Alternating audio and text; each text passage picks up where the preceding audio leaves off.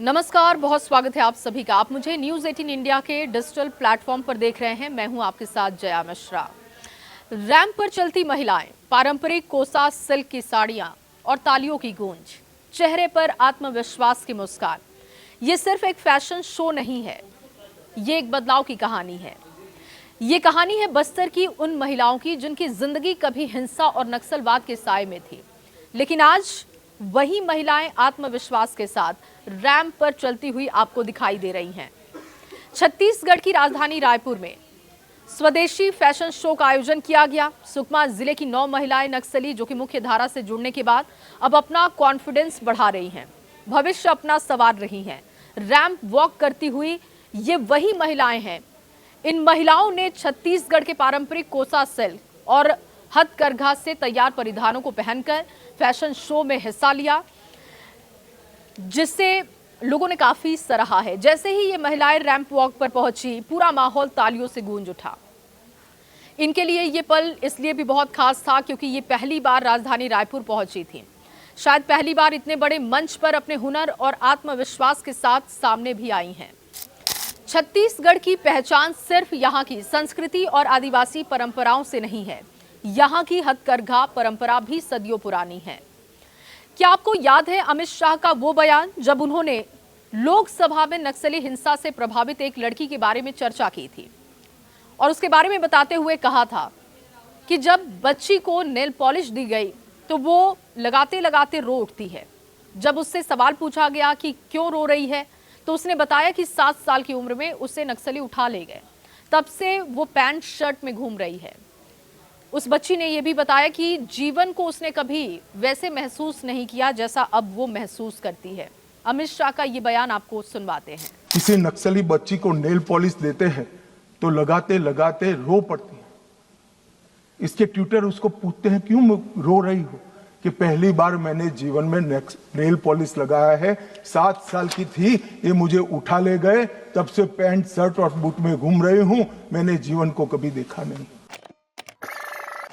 तो मैं गया हूं वो कैंपों में, मान्यवर कई सारी स्वयंसेवी संस्थाएं वो कैंप में सालों तक हथियार लेकर घूमने वाले नक्सलियों को सामान्य मानवीय नागरिक बनाने का प्रयास करें।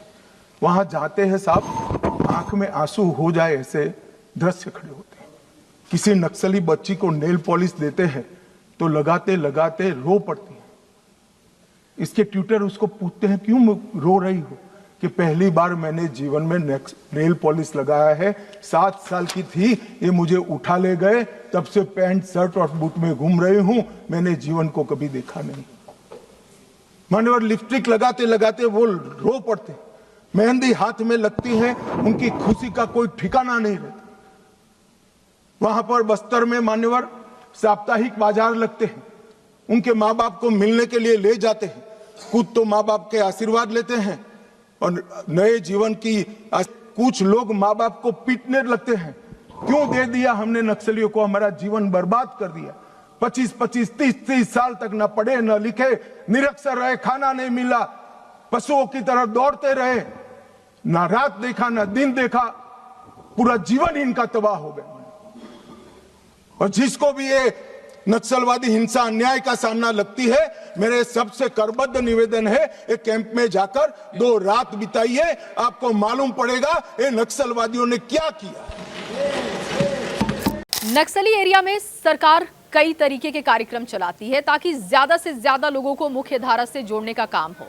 खासतौर पर छत्तीसगढ़ का कोसा सिल्क और बस्तर की पारंपरिक बुनाई देश दुनिया में अपनी अलग पहचान बना रही है। इसी पहचान को आगे बढ़ाने के लिए राज्य सरकार हथकरघा उत्पादों को लोकल टू ग्लोबल पहचान दिलाने पर जोर भी दे रही है। इसके लिए आधुनिक डिजाइन, बेहतर प्रशिक्षण, कौशल विकास, ब्रांडिंग और नए बाजार उपलब्ध कराने पर काम भी हो रहा है। यानी कोशिश ये है कि गांव और बस्तर के हुनर को सिर्फ स्थानीय बाजार तक सीमित ना रखा जाए, बल्कि देश और दुनिया के बड़े बाजारों तक पहुंचाया जाए। इन महिलाओं की पहचान आज इनकी पहचान सिर्फ इनके अतीत से नहीं बल्कि इनके नए भविष्य से हो रही है। यही इस फैशन शो की सबसे बड़ी कहानी थी। आप सोचिए जरा, जिन हाथों में कभी बंदूक इन्होंने पकड़ रखी थी, आज उन्हीं हाथों में पारंपरिक परिधानों की खूबसूरती है। जिन कदमों ने कभी जंगलों की कठिन राह देखी थी, आज वही कदम रैंप पर आत्मविश्वास के साथ आगे बढ़ते हुए देखे जा रहे हैं। चेहरे पर थोड़ा डर था, लेकिन तालियों के साथ डर मुस्कान में बदल गया। ये बदलाव एक दिन की कहानी नहीं है, इसके पीछे प्रशिक्षण है, मेहनत है और मुख्य धारा में लौटने का फैसला है। फैशन शो से पहले इन महिलाओं को खास प्रशिक्षण दिया गया। मुंबई से आए पेशेवर विशेषज्ञों ने लगातार 7 दिनों की ट्रेनिंग दी।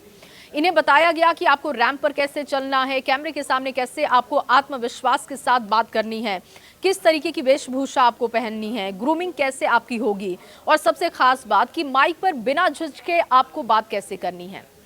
शुरुआत में शायद उनके लिए ये सब आसान नहीं रहा होगा, लेकिन 7 दिनों की लगातार कड़ी मेहनत के बाद आत्मविश्वास बढ़ा। फिर आखिर वो दिन आ गया जब उन्होंने सैकड़ों लोगों के सामने रैंप पर कदम रखे।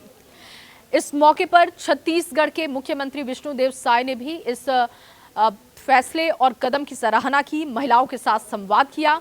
मुख्यमंत्री ने उनके साहस और मुख्य धारा में लौटने के फैसले की सराहना की। उन्होंने महिलाओं का उत्साह बढ़ाया और उनके उज्जवल भविष्य के लिए शुभकामनाएं भी दी। इन महिलाओं के लिए मुख्यमंत्री ने जिस तरीके की बातें की, उससे इनका हौसला बढ़ता है। मुख्यमंत्री से मुलाकात कर ये काफी खुश दिखाई दी और उन्होंने कहा कि मुख्य धारा में जुड़ने के बाद जीवन को जिस तरीके से वो देख पाई, वो नक्सल प्रभावित क्षेत्रों में रहते हुए या नक्सलियों के साथ रहते हुए कभी उन्होंने ऐसा नहीं देखा। अब लगातार वो आगे बढ़ रही हैं, अपने लिए रोजगार ढूंढ रही हैं, लेकिन सवाल सिर्फ एक फैशन शो का नहीं, असल सवाल यह है कि इन महिलाओं का भविष्य कैसे बदलेगा। और यहीं पर कौशल विकास और रोजगार की भूमिका सामने आ जाती है।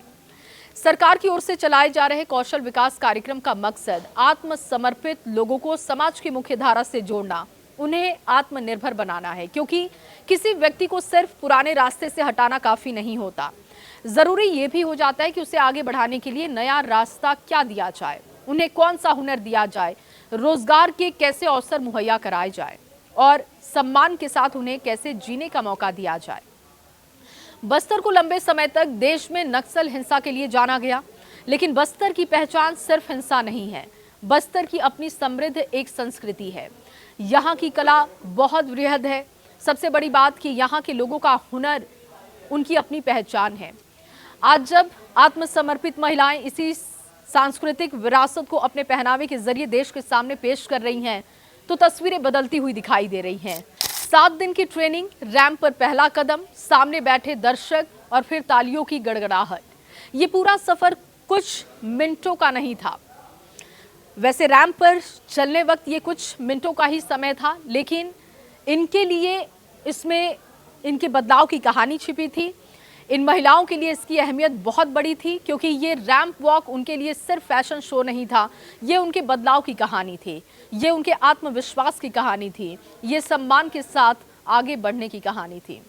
आपको ये खबर कैसी लगी? सरकार का ये कदम आपको कैसा लगा? कमेंट बॉक्स में जरूर बताइएगा।